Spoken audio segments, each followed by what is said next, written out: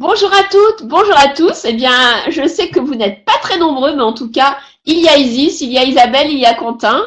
Donc, c'est le principal. Donc, voilà, nous sommes dans le MOOC l'IA pour les managers et leurs équipes. Et donc, l'idée, c'est vraiment de faire peut-être un point sur mi-parcours dans ce MOOC. Est-ce qu'il y a des réactions spéciales, Quentin? Est-ce que tu as vu des questions? Donc, on pourrait peut-être prendre le temps d'en parler. Je te laisse la parole. Alors une fois de plus, comme je l'ai annoncé dans le live précédent, il y a eu beaucoup de questions sur la certification. Donc merci à Isabelle une fois de plus d'y avoir répondu. Et, euh, et pas mal de questions pour le coup sur la connexion à Teach on Mars. Donc il y a encore apparemment un certain nombre de soucis pour l'accès au contenu Mookia. Donc voilà, je pense que le problème vient peut-être de l'application, puisque avec Isabelle, on avait déjà fait des essais pour voir ce qui n'allait pas, et ça allait très bien de notre côté. Donc voilà. Après, en termes de, c'est pas des questions, mais c'est des. J'ai beaucoup aimé certains articles qui ont été postés, notamment par Isis, puisqu'elle est très active sur Zebra, et notamment tout ce qui a rapport à l'IA pour la mode.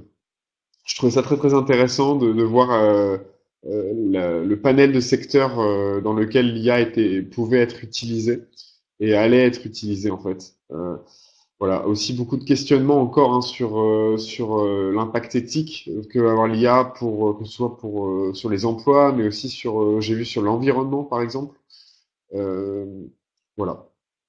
Donc si je peux te laisser peut-être creuser ces sujets-là en direct. Merci Quentin. Alors tout à fait. Merci infiniment Isis de nous avoir alertés hein, sur les problèmes avec Teach on Mars. Donc c'est réglé.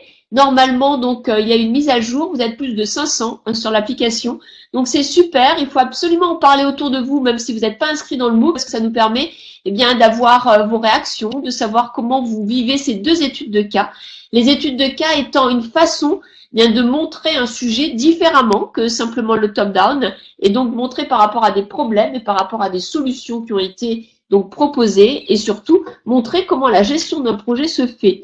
Donc c'est un peu cette nouveauté dans le MOOC, c'est-à-dire de vous proposer des cas et j'aimerais avoir votre avis. Est-ce que les cas, à travers des vidéos, que ce soit dans Fun, hein, puisqu'ils sont en cas statique, on les a fait également en cas statique, ou que ce soit dans Teach on Mars en cas dynamique avec des jeux, est-ce que ça vous semble pertinent? Est-ce que c'est une façon d'apprendre qui vous plaît?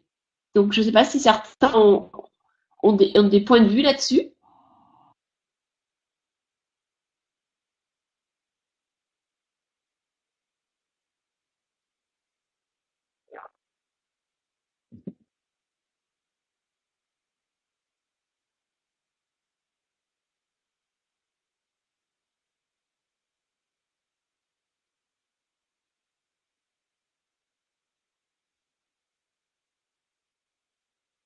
Alors, je t'encourage, Isabelle, à regarder parce que c'est intéressant.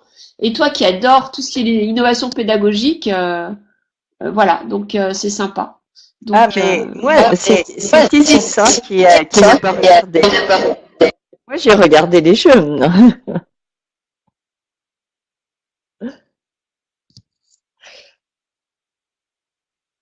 eh oui, excuse-moi, c'est très compliqué ces bulles, je vois rien. Bon, bref, en plus, j'arrive même pas à lire ce qu'il y a écrit dedans. Bon, mais on va y arriver, on va y arriver. Donc voilà, donc en tout cas, oui, avoir votre avis, c'est important. Après, donc, ce que je voudrais vous partager, c'est qu'en fait, on est parti donc avec Isabelle Galli du Learning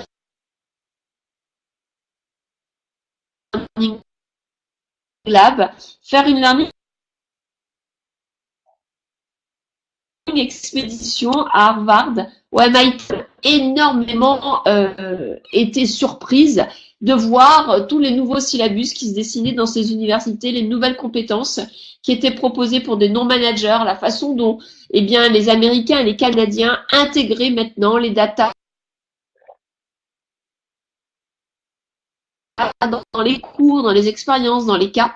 Et donc, on va vraiment essayer de vous faire un retour. Hein, donc, l'an prochain, dans un nouveau MOOC, on ne sait pas trop comment il s'appellera, mais on est en train d'y réfléchir pour vous partager en fait cette évolution du monde autour de ces nouvelles compétences en fait technologiques et focaliser sur l'IA, quels que soient les métiers et surtout si on est manager ou pas. Maintenant, ça correspond en fait à tous les métiers, même des métiers où il n'y a pas de qualification. Donc ça, c'était vraiment un premier point. On a essayé de raconter de façon sympathique puisqu'Isabelle s'est cassé le pied. Hein, donc avant le elle est venue avec un plâtre. Enfin, c'était quand même très, c'est pas inaperçu, je peux vous le dire. Donc l'idée c'est de vous raconter donc avec les petites vidéos que Quentin a mis sur le site. Hein, c'est bien ça, Quentin. Voilà. Donc autrement, donc est-ce que il y a des personnes qui voudraient raconter donc leur expérience de ce MOOC? Qu'est-ce qu'elles ont aimé? Est-ce qu'il y a des exercices, que ce soit le forum Zibra, que ce soit Teach on Mars ou que ce soit donc les questions, hein, des quiz qu'elles voudraient partager? Je vous laisse le micro quelques instants.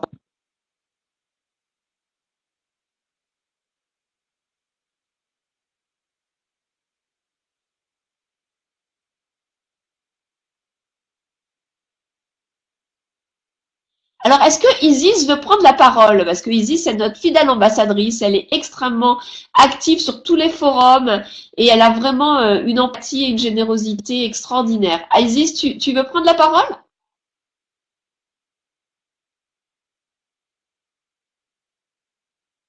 Non. Ah, dommage, des soucis avec le micro. Bon, c'est ça ce qui est écrit. J'arrive pas à lire. Et la webcam. Ah voilà, merci Quentin. C'est de pire en pire.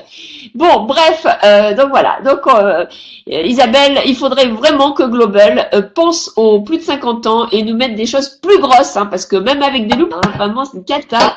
Et le coup pour les seniors. Non, mais sérieusement, ça va pas du tout ça. Oh. Non, Bon, c'est peut-être pas déplier le chat qui est à droite qu'on peut déplier. Si, mais c'est tout petit. C'est tout petit. La troisième icône, comme une petite. Il y a une cloche un petit peu il y a comme une bulle de conversation. Oui. D'accord. Ok. Je sais pas. Je ne vois rien. Bon, bref. Alors, donc, on va synthétiser. Que retenir sur l'IA? Alors, je voudrais simplement vous donner 4 idées clés. Voilà, 4 idées clés peut-être à partager. La première idée clé, c'est de savoir qu'en fait, l'IA, c'est un ensemble de techniques, c'est dans tous les domaines, c'est dans tous les métiers. Et concrètement, il y a des plus, il y a des moins. Et donc, il faut absolument réfléchir à l'utilisation de vos données. Donc, la première idée, c'est sachez que quand vous utilisez une box Alexa à la maison, même quand vous appuyez sur off, elle enregistre quand même tout ce que vous dites. Et elle fait de l'apprentissage machine. Donc, aucun objet connecté, demain dans vos uniformes, dans vos t-shirts ou une box dans votre frigidaire, aucun objet connecté n'est déconnecté. Donc, ça veut dire qu'en fait, eh bien, vous êtes tout le temps enregistré et la machine apprend de vos habitudes. Donc ça, c'est pire que le compteur Linky. Donc, il faut absolument le savoir. Première idée. Deuxième idée, grâce à l'IA, on va pouvoir faire des choses extraordinaires également. On va pouvoir soigner des maladies, on va pouvoir voyager, on va pouvoir avoir de la sécurité, etc.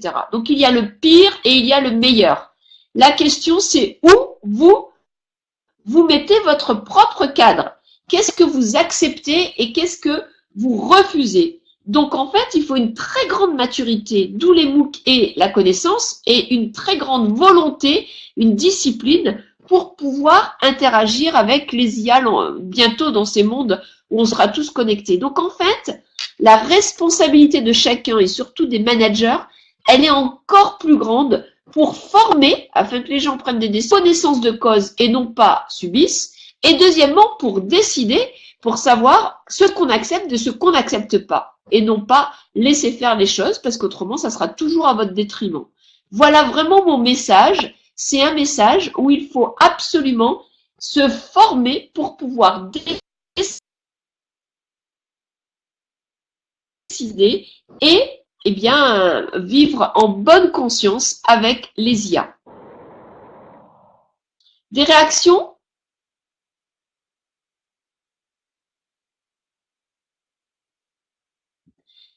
Alors, comme il n'y a pas de réaction, j'aimerais donc vous inviter vraiment de tout cœur à utiliser le forum Zebra pour partager, à utiliser Teach and Mars pour regarder des cas et surtout à nous aider en faisant les 4 questionnaires, les 2 en début et en fin et les 2 sur l'IA et le collaboratif pour mener des recherches avec les thésards qui comptent sur vous. On a vraiment besoin de vous. Voilà, donc ça c'est vraiment, il y a plein d'autres ressources disponibles. Des ressources donc qui sont à la fois des vidéos complémentaires tout au long de l'année avec les jeudis de Cécile. Deuxièmement, une newsletter avec donc prochainement une vidéo qui vous sera donnée sur la conférence qu'on a réalisée au CNAM avec plus de 500 personnes qui s'appelait Faites de l'IA votre allié avec de nouveaux outils collaboratifs. Donc si vous voulez la vidéo, il faut absolument vous abonner à la newsletter céciledejoux.com. Troisièmement, bien sûr, vous avez la possibilité de faire l'autre MOOC, le MOOC complémentaire sur le socle de compétences stratégiques pour le manager. Donc ce MOOC s'appelle du manager au leader, devenir agile et collaboratif, et vous êtes toujours plus de 20 000 à le faire sur Fun. Voilà, donc ça ce sont vraiment des éléments et des ressources complémentaires pour aller plus loin. Sachez que vous avez bien sûr un fil Twitter, un fil LinkedIn, MOOC League de Cécile Dège. Et pour tous ceux qui le souhaitent, oui, bien sûr, il y a aussi les bouquins, eh bien, vous avez la possibilité d'avoir ce magnifique foulard en m'envoyant votre adresse ou en l'envoyant à Quentin. Voilà, puisque donc il nous en reste et ça sera un plaisir de pouvoir les partager avec nos bookers préférés. C'est le foulard des 2 MOOC et le foulard du CNAM. Quentin, je te laisse la parole pour terminer. Merci Cécile. Je complète juste en disant que la chaîne YouTube a énormément de nouveaux contenus qui sortent tous les jours pratiquement. Donc n'hésitez vraiment pas à vous y abonner. Vous êtes très nombreux déjà, mais vous êtes comparé au nombre de MOOCers, il y a encore un petit peu de marge. Donc n'hésitez pas à la conseiller autour de vous. C'est très intéressant et très complémentaire des apprentissages que vous avez dans le MOOC. Voilà, moi je vous donne rendez-vous le 25 juin à 19h30 cette fois pour le dernier live du MOOCIA. Et d'ici là, n'hésitez vraiment pas à me contacter sur les réseaux sociaux ou bien sur le forum. Je ferai tout mon possible pour pouvoir vous répondre le plus vite possible et avec le plus de clarté possible. Voilà, merci beaucoup à tous et à bientôt.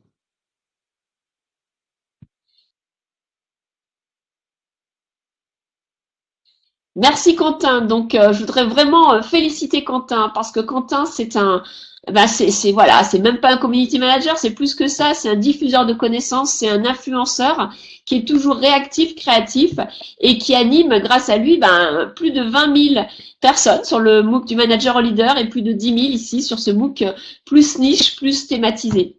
J'en profite également pour remercier Isis qui est notre ambassadrice, qui est présente et qui donne énormément de son temps avec plein d'articles et de ressources sur Zebra et dans le MOOC. Et un wow spécial pour Isabelle. Isabelle qui a été à l'origine des MOOC. Isabelle, l'âme de la création des MOOC au CNAM. Et donc, Isabelle, en quelques mots, explique-nous peut-être qu'est-ce que c'est les MOOC au CNAM ?